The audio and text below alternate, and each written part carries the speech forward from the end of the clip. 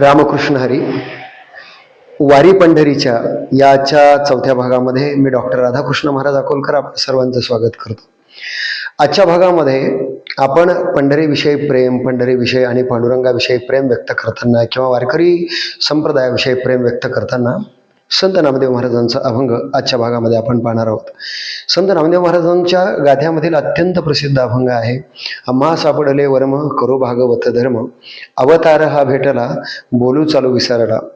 या अभंगामध्ये अवतार हा भेटला हा जो अभंग शब्द वापरला नामदेव महाराजांनी, हा अवतार भेटला म्हणजे कोण भेटला, नेमकं कोणाविषयी या अभंगामध्ये नामदेव महाराज बोलत आहे, हा कुतूहलाचा प्रश्न आहे. त्याचबरोबर ज्या वारकरी संप्रदायाच्या संदर्भानं किंवा ज्या वारकरी परंपरेच्या संदर्भानं संत नामदेव महाराज आपल्याशी बोलत आहे, त्या संप्रदायाची परंपरा किंवा त्या संप्रदायाचं वर्म आपल्याला या अभंगातून सांगतात. आणि ते म्हणतात की आम्हा वारकऱ्यांना एक वर्म सापडलं, आम्हा सापडले वर्म. या अभंगातला एक एक शब्द आपण थोडक्यात बघू. आम्हा सापडले वर्म, पहिला शब्द वापरला आम्हाला वर्म सापडलं. काय वर्म सापडलं? आम्हा सापडले. एरवी जगामध्ये चांगलं काम केल्यानंतर माणसं मी केलं म्हणतात, पण काही वाईट झालं तर ते लोकांना केलं असं म्हणतात. पण वारकरी संतांकडून हे शिकण्यासारखं आहे की काही दोष दाखवायचा असेल तर मी तव अनाथ अपराधी कर्महीन मतिमंद बुद्धी तुझं मी आठविले नाही कधी वाच कृपानिधी माय बापा. वाईट झालं मी केलं किंवा एरवी तरी मी मूर्खो जरी जहाला अविवेको तर संत कृपा दीपको स्वजुळास, असा मी शब्द हा दोष दाखवण्याकरता संत वापरतात. पण काही चांगलं सांगण्याकरता, काही चांगलं दाखवण्याकरता हे आम्ही केलं असं म्हणतात. ही वारकरी संतांची विशेषता आहे असं आपल्याला म्हणावं लागतं. आणि त्याच अर्थानं एक गाऊ आम्ही विठोबाचे नाम किंवा आम्ही वैकुंठवासी किंवा आम्हा सापडले वर्म, आम्हा सर्व वारकऱ्यांना हे वर्म सापडलं भक्तीचं. आणि आम्हा सापडले वर्म करू भागवत धर्म. हा महाराष्ट्रामध्ये ज्याला वारकरी संप्रदाय किंवा भागवत धर्म असं आपण म्हणतो, असा हा भागवत धर्म आम्हाला याचं वर्म सापडलं. कधीही भक्ती करण्यापेक्षा त्या भक्तीचं वर्म कळणं हे सगळ्यात महत्त्वाचं आहे. कारण वर्म चुकली या फेरा पडे असं जे आपण म्हणतो, वर्म जर चुकलं तर कदाचित जास्त त्रास, जास्त दुःख वाटेल येण्याची शक्यता असते. म्हणून वारकरी संतांनी आपल्या जीवनामध्ये भक्तीचं वर्म आम्हाला कळालं आणि जे आम्हाला कळालं ते आम्ही तुम्हाला सांगतो. आम्हा सापडले वर्म करू भागवत धर्म. काय वर्म सापडलं तर या वारकरी परंपरेमध्ये, या वारकरी संप्रदायामध्ये आम्हाला जो परमेश्वर भेटला, आम्हाला जो देव भेटला, आमचं जे आराध्य दैवत आहे तो कोण आहे? अवतार हा भेटला बोलू चालू विसरला. आता या ठिकाणी नामनिर्देश नाही की कोणत्या देवाची भक्ती आम्ही करतो आहोत किंवा कोणत्या देवाच्या संदर्भानं आम्ही हे सगळे बोलत आहोत. फक्त अवतार शब्द वापरला. अवतार तसं दत्त संप्रदायामध्ये 24 अवतार मानण्यात येतात, वारकरी संप्रदायामध्ये 10 अवतार मानण्यात येतात. अम्मासाठी अवतार, मत्स्यकुर्मा आदी सुकर, हे सगळे आपण नेहमी ऐकतो. पण या सगळ्या संदर्भानं किंवा या भूमिकेतून जर आपण पाहिलं तिथं अवतार हा जो शब्द आहे हा कोणाच्या संदर्भानं आहे तर खाली उत्तर चरणामध्ये त्याचं उत्तर दिलं की बोलू चालू विसरला, की जो बोलणं आणि चालणं या दोनही गोष्टी विसरला असा अवतार आम्हाला भेटला. आता बोलणं आणि चालणं कोण विसरला तर बोलण्याचं काम कृष्ण अवतारामध्ये भगवान परमात्म्याने भगवंताने अर्जुनाला गीता सांगितली, उद्धवाला भागवत सांगितलं.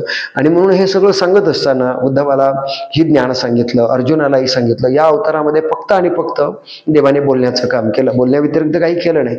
पुढे राम अवतारामध्ये फक्त चालण्याचं काम केलं. बोलिले वाल्मिक तैसेची करीन वर्तोनी दावीन नामा म्हणे.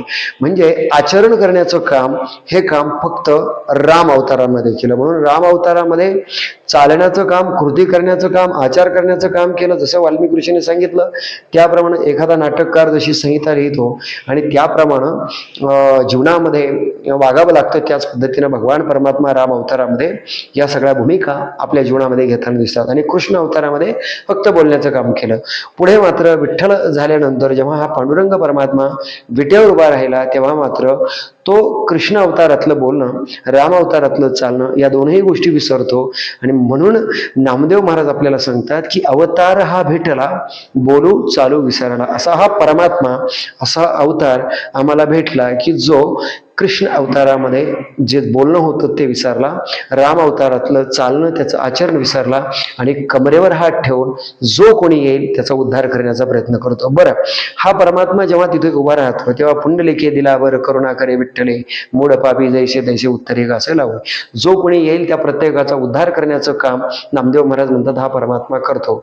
पण हा परमात्मा असा आहे की याला जर प्राप्त करायचं असेल, याला जर प्रसन्न करून घ्यायचं असेल तर याला फारसं काही जगामध्ये लागत नाही. देवा कारणे भाव तस्मात द्यावे न लगे फारसे वित्त. म्हणून अरे हा भावाचा लंपट, तिसरं चरण नामदेव महाराज फार छान सांगतायत की आपल्या व्यवहारामध्ये आपण जर कोणाला लंपट म्हटलं तर पुन्हा आपल्या घरी कोणी येणार नाही. पण नामदेव महाराज मात्र या अभंगामध्ये देवाला लंपट म्हणतात की अरे हा भावाचा लंपट सांडोनी आलासे वैकुंठ. हा भगवान परमात्मा भावासाठी एवढा लंपट होतो की तो भक्ताच्या मागे धावतो, भक्ताबरोबर जसं सावता महाराजांबरोबर काम करू लागला, गोरोबा काकांबरोबर काम करू लागला, आमच्या संतांच्या घरी प्रत्येक प्रकारचं काम तो करत राहिला. ही देवाची भूमिका जर आपण लक्षात घेतली तर भावासाठी आणि प्रेमासाठी तो काही करायला तयार होतो. थोर प्रेमाचा भुकेला हाची दुष्काळ तयाला. म्हणून अरे हा भावाचा लंपट सांडवणी आलासे वैकुंठ, उच्च नीच काही नेणे भगवंता तिष्ठे भाव भक्ती. फार मोठे संदर्भ वारकरी संप्रदायामध्ये, वारकरी परंपरेमध्ये की जे भक्तासाठी देव हे सगळं करतो आणि ते केवळ म्हणून या सुखाकारणे देव वेडावला, या सुखाकारणे देव वेडावला वैकुंठ सोडोनी संत सदनी राहिला, असाही संदर्भ आहे. म्हणून देवाला काही लागत नाही. अरे हा भावाचा लंपट सांडोनी आला असे वैकुंठ. म्हणून वैकुंठाहून देव इथे येतो फक्त भक्ताच्या भावाकरता, भक्ताच्या प्रेमाकरता, भक्ती करता तो लहान होतो. जसा भक्त म्हणेल तसा होतो. म्हणून अरे हा भावाचा लंपट सांडोनी आला असे वैकुंठ. चौथं चरण फार छान आहे. संत संगती साधावा धरुणी हृदय बांधावा. संतांच्या संगतीमध्ये गेल्यानंतर तो प्राप्त होतो. जर त्याला प्राप्त करायचं असेल तर एक मार्ग सांगितला, संत संगती साधावा. संतांची संगती करा. संत संगतीचं फार महत्व संतांनी ठिकठिकाणी सांगितलं. अनेक अभंग आहे, ते विस्तारानं आपल्याला इथे सांगायचं नाही. आपल्याला फक्त एवढंच सांगायचं आहे की जगामध्ये असं म्हणतात की चंद्र आणि चंदनापेक्षाही सज्जनांचा सहवास, साधू संतांचा सहवास हा अधिक महत्त्वाचा असतो.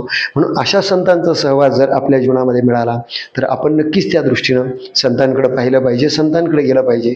म्हणून संत संगती साधावा धरुणी हृदय बांधावा. नुसतं संतांच्या संगतीत जरी आपण जर राहिलो तरी तो आपल्या हृदयात येऊन राहतो आणि आपल्या हृदयात त्याला जर आपण साठवलं तर नामदेव महाराज शेवटचं चरण असं म्हणतात की संतांच्या संगतीनं, संतांच्या सहवासानं तो प्राप्त होतो. आणि नुसता प्राप्त होत नाही तर असा परमात्मा अवतार हा भेटला, बोलू चालू विसरला. शेवटचं चरण नामदेव महाराजांचं फार छान आहे. नामदेव महाराज शेवटच्या चरणामध्ये असं म्हणतात की अशा परमात्म्याची वारकरी परंपरेमध्ये, वारकरी संप्रदायामध्ये आम्ही जेव्हा भक्ती करतो त्याच्या संदर्भानं जेव्हा ही साधना करतो तेव्हा नामा म्हणे केवता जाय अमुच्या गळा त्याचे पाय. आम्ही जेव्हा आयुष्यभर त्याची साधना केली, त्याचं भजन केलं, त्याचं पूजन केलं, तेव्हा कुठे जाण्याची आवश्यकता नाही. नामा म्हणे केवता जाय, कुठे जावं, अमुच्या गळा त्याच्या पाय. आणि असा परमात्मा अवतार हा भेटला, बोलू चालू विसरला. आज वारी पंढरीची या भागामध्ये आपण नामदेव महाराजांचा सुंदर असा हा अभंग या ठिकाणी बघितला आहे. आपल्याला नक्की कसा वाटला कमेंट करून सांगा. चॅनलला नवीन असाल सबस्क्राईब करायला विसरू नका. धन्यवाद. रामकृष्ण हरी.